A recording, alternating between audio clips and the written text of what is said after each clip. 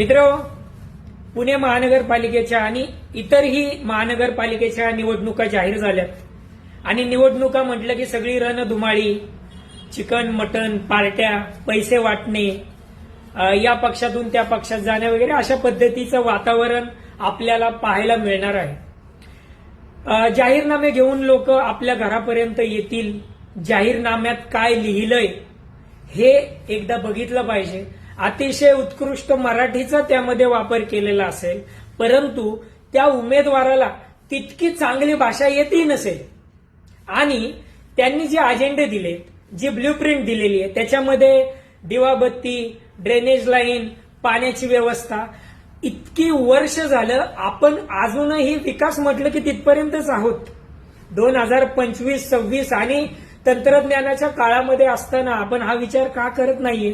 प्रत्येक निवडणुकीला लोकशाही, संविधान हे 2-3 चांगले शब्द वापर करायचे आणि अजेंडे काय ठेवायचे तर दिवाबत्ती, ड्रेनेज लाईन, पाण्याची व्यवस्था। इतक्या वर्षांमध्ये प्रगती झाली की नाही?